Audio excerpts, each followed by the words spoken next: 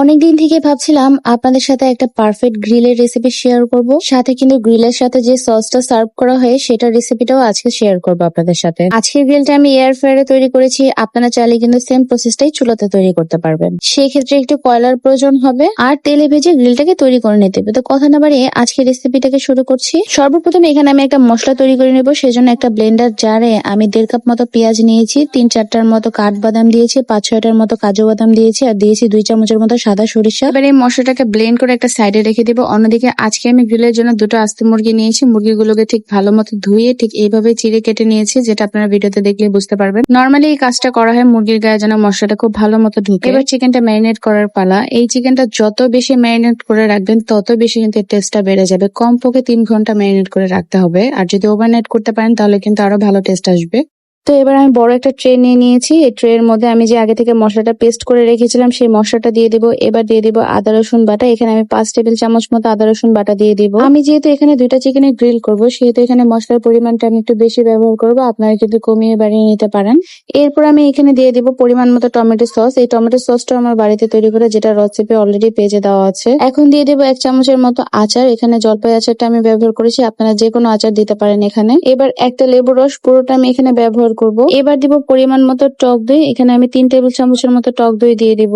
রাঁধুনি তান্দুরি মশলার অর্ধেক প্যাকেট আমি এখানে ব্যবহার করব। পুরোটা দিয়ে দিলে কিন্তু খুব স্ট্রং একটা ফ্লেভার আসবে, যেহেতু এখানে আমি আরো অন্যান্য মশলা ব্যবহার করব। এবার দেব চিনি 1 চামচের মতো। এরপরে রুচির যে চিলি সসটা রয়েছে সেটা দিয়ে দিব পরিমাণ মতো। 3 টেবিল চামচের মতো সয়া সস দিয়ে দিব। এরপরে দিয়ে দিব ম্যাগি সস। মূলত আমার কাছে যে ধরনের সস গুলো অ্যাভেলেবেল রয়েছে মোটামুটি আমি সব সস দিয়ে এখানে ব্যবহার করেছি। আপনাদের কাছে যদি ম্যাগি সসটা না থাকে সেক্ষেত্রে আপনারা ওয়েস্টার সসও ব্যবহার করতে পারেন, অথবা সেটাও যদি না থাকে কোনো সমস্যা নেই, এটা স্কিপ করতে পারেন। মরিচের গুঁড়া দিয়ে দিব 3 টেবিল চামচের মতো। আপনারা আপনাদের টেস্ট বাড অনুযায়ী যতটুকু ঝাল খেতে চান ততটুকু ঝাল দিয়ে দিবেন। এরপরে শুকনো মশলাগুলো অ্যাড করার পাড়া। আমি দিয়ে দিব জিরা গুঁড়া 2.5 টেবিল চামচের মতো আর ধনিয়া গুঁড়া দিয়েছি 1.5 টেবিল চামচের মতো। আর এখন যে মশলাটা ব্যবহার করছি সেটা হচ্ছে গরুর মাংসের মশলা। এটা আপনারা যে কোনো মুদি দোকানে পেয়ে যাবেন। এবং স্বাদ অনুযায়ী লবণ দিব। লবণটা পরিমাণ একটু কম দিয়েছি, যেহেতু এখানে আমি অনেক প্রকার সস ব্যবহার করেছি। সবশেষে হাতের মধ্যে কিছু পরিমাণ তেল দিয়ে দিচ্ছি, এতে করে মশলাটা যেন খুব সুন্দর মতো মাখানো যায়। এবার হাতের সাহায্যে ভালো মতো মশলাটাকে মেখে নিতে হবে। সবশেষে দিব এখানে চিমটি পরিমাণ জর্দার রং। এটা আপনারা চাইলে স্কিপ করতে পারেন, সুন্দর একটা কালারের জন্য আমি ব্যবহার করছি এখানে। এরপর মুরগি দিয়ে এবার মুরগিটার সাথে ভালো মতো মশলাগুলো ভিতরে যেন যায়। প্রতিটা কাটা অংশে যেভাবে আমি কেটে দিয়েছিলাম প্রতিটা কাটা অংশে যেন মশলাগুলো ঢুকে যায় সেই দিকটা লক্ষ্য রেখে ভালো মতো মাখিয়ে নিতে হবে মশলাগুলো। এরপরে সেম প্রসেসে আরো একটা মুরগি আমি ভালো মতো মাখিয়ে নিয়েছি। আপনাদের হাতে যদি সময় থাকে সেক্ষেত্রে আপনারা এই মাংসটাকে ওভারনাইট রেখে দিতে পারেন নর্মাল ফ্রিজে, এতে করে খুব ভালো একটা ফ্লেভার আসবে। আর আমার যেহেতু সময় নেই, আমি একটা মুরগি আজকেই ফ্রাই করবো আর একটা আগামীকালকের জন্য রেখে দিয়েছি। তো অন্তত 3 ঘন্টা যেন সেটা মেখে থাকে মশলাটা, সেভাবেই রেখে দিতে হবে নর্মাল ফ্রিজে। আজকের চিকেনটাকে আমি এয়ার ফ্রায়ারে কুক করবো, যার কারণে আমি সামান্য পরিমাণ তেল উপর থেকে স্প্রে করে দিয়েছি।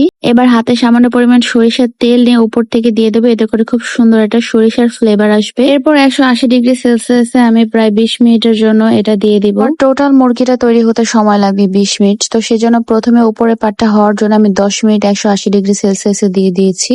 10 মিনিট পরে এয়ার ফ্রায়ারটা খুলে এটাকে উল্টো করে আরো 10 মিনিটের জন্য রান্না করে নিব।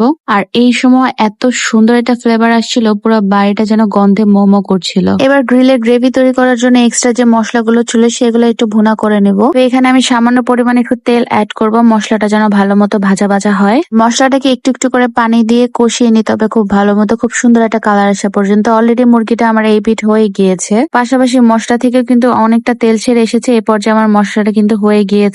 আমার কাছে মনে হয়েছে আর একটু কালারের প্রয়োজন, সেই জন্য আমি 200 ডিগ্রি সেলসিয়াসে আরো 5 মিনিট মতো সময় দিয়েছি। তো এই হচ্ছে আমার গ্রিলের ফাইনাল লুক। তো এবার গ্রিলের সস তৈরি করে নেবার পালা। তো সেই জন্য আমি একটা ব্লেন্ডার জারে 200 ml পরিমাণ ঠান্ডা দুধ দিয়ে দিব। এই দুধটা কিন্তু অবশ্যই ঠান্ডা হতে হবে, নর্মাল হলে কিন্তু হবে না। তো সেই জন্য ঠান্ডা করার জন্য ফ্রিজে আগে থেকে রেখে দিতে পারেন চাইলে। এরপরে দিয়ে দেবো সরিষা বাটা, এখানে 1 চামচের মতো। আমি এখানে সাদা সরিষাটা ব্যবহার করেছি, আপনারা চাইলে কালোটাও ব্যবহার করতে পারেন। এবার দিয়ে দেবো 1 চিমটি পরিমাণে লবণ। এরপরে এখানে আমি দিয়ে দিব 2 টেবিল চামচের মতো চিনি।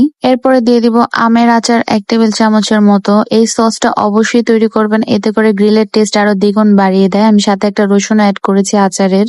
একটা লেবুর স্লাইস সম্পূর্ণটা দিয়ে দিব, পুরোটাই চিপে দিয়ে দিব, এটার রস যতটুকু পরিমাণে হয়। ব্লেন্ডার যারা 1-2 মিনিট বিট করার পরে আগে থেকে যে মশলার গ্রেভিটা তৈরি করে রেখেছিলাম সেই গ্রেভি থেকে 1 চামচের মতো মশলার গ্রেভিটা দিয়ে দিব। এরপরে ব্লেন্ডার জারে একটু একটু করে তেল দিয়ে, নর্মালি আমরা যে মেয়োনিজটা তৈরি করে থাকি ঠিক সেভাবে একটু একটু করে তেল দিয়ে আমি এতটুকু ঘনত্বে নামিয়েছি। আপনারা চাইলে আর একটু বেশি করে তেল দিয়ে আরো বেশি ঘন করতে পারেন। আমি এরপরে এখানে দিয়ে দিব সামান্য পরিমাণ শসা দিয়ে এই সসটা তৈরি করে নিব। আর এই হচ্ছে আমার গ্রিলটার ফাইনাল লুক। এখানে দেখতে মনে হচ্ছে গ্রিলটা পুড়ে গিয়েছে, কিন্তু এই গ্রিলটা কিন্তু একদমই পুড়েনি, খুব সুন্দর একটা ফ্লেভার আসছিল। যাদের বাড়িতে এয়ার ফ্রায়ার নেই তারা কিন্তু এই কাজটা চুলায়ও তৈরি করতে পারেন, সেক্ষেত্রে সরষের তেল অথবা রান্নার তেল দিয়েও আপনারা জিনিসটা ভেজে নিতে পারেন। তবে আমি যে পরিমাণে তেলটা ব্যবহার করছি তার থেকে দ্বিগুণ তেল কিন্তু এখানে লাগবে। আর আমি মনে করি এয়ার ফ্রায়ারটা প্রতিটা গৃহিণীর বাসায় থাকা দরকার, খুবই মাস্ট হ্যাভ একটা জিনিস। থ্যাংকস ফর ওয়াচিং, আল্লাহ হাফেজ।